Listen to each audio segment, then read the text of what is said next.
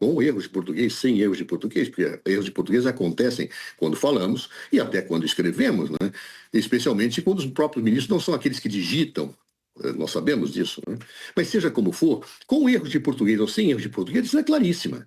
Ele deixa absolutamente claro que Jair Bolsonaro pode dar entrevista, que ele pode falar o que ele quiser, menos situações de provocação de atos ilícitos, dentre os quais incentivar a população a pressionar o Supremo Tribunal Federal. Ele pode dizer que ele se acha injustiçado? Claro que ele pode, por favor. Ele pode dizer que acha que uma certa situação de prova não corresponde à verdade? Claro que ele pode, meu Deus do céu. O que ele não pode fazer é dizer: Trump, eu amo você. Trump, você está agindo certo. Puno Brasil. Ou como disse Eduardo Bolsonaro com todas as letras: vai ser pior, preparem-se. Vai haver um clima de terra arrasada. E se houver clima de terra arrasada, eu me sentirei vingado. Esse tipo de coisa, incentivando a pressão sobre o Supremo, pelo medo, pela intimidação, pela coerção, ou mais, pela chantagem, que claramente advém da política dos Estados Unidos da América, articulada decidida por Donald Trump e articulada pelos próceres que defendem Jair Bolsonaro, isso me parece evidente, é isso que está proibido, Jesus. É claro, não há dúvida nenhuma. Numa democracia, você pode jurar amor, pode a quem você quiser. Isso não é um problema. Tudo que tem sido feito no Brasil desde o início do inquérito do fim do mundo é censura para calar qualquer um, para calar a voz do povo, porque o povo não pode questionar o Supremo Tribunal Federal. Essa é a grande realidade. Qualquer crítica a um ministro do Supremo não é uma crítica à instituição, não é uma crítica à Suprema Corte. É uma crítica ao desvio de função desse ministro, que não está respeitando a Constituição. É isso que está acontecendo no Brasil. Então, e essa é mais uma vez em que o ministro não está respeitando a Constituição, inclusive cerceando a liberdade de expressão de um réu. Por que o Lula, que foi julgado e condenado, deu diversas entrevistas, inclusive a pedido do Zanin, que hoje é ministro do STF.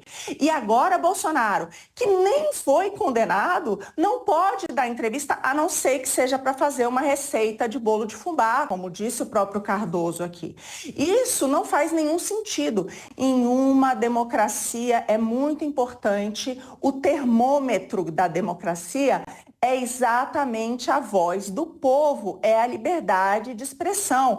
Agora, se os ministros do Supremo acreditam que o povo brasileiro são 213 milhões de pequenos tiranos, nós temos um problema.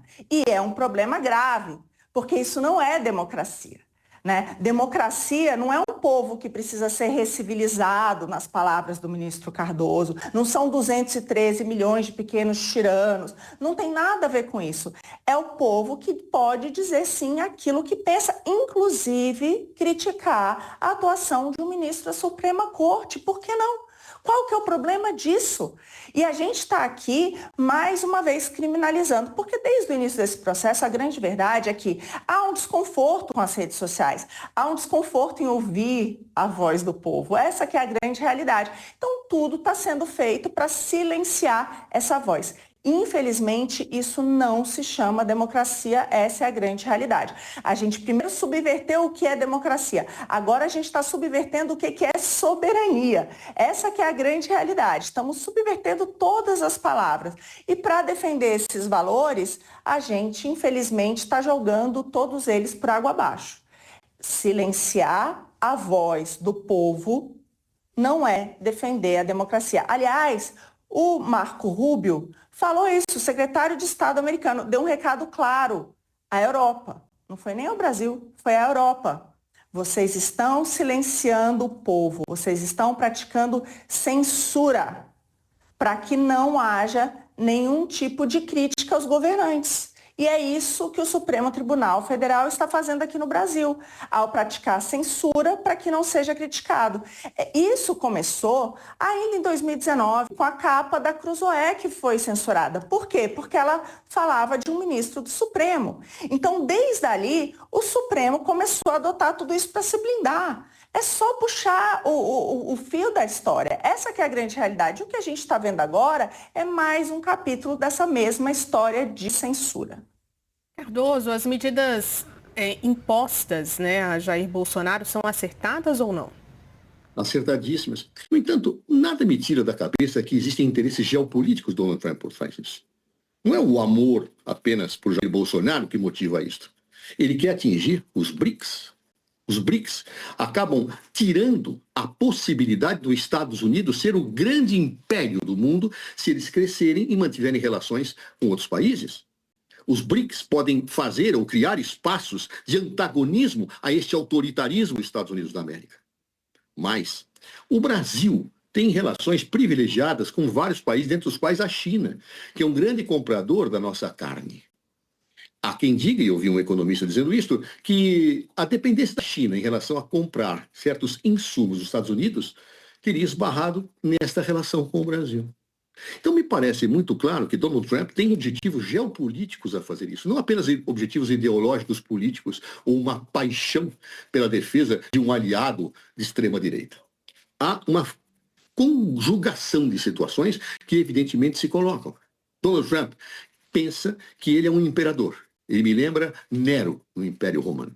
Ele pode ter a vontade de botar fogo no seu império, na cidade, que era a capital do império, para, por simplesmente, inspirar-se no seu deleite de dizer bons versos e boas canções. Ele é suficientemente autoritário e megalomaníaco a ponto de eu poder dizer, a meu ver, ele é um Nero dos novos tempos.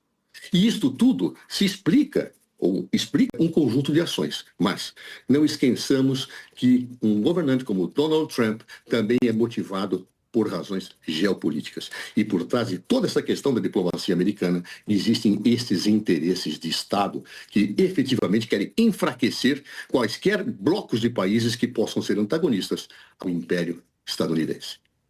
Marina, a diplomacia americana eleva essa crise com uma crítica a Moraes agora?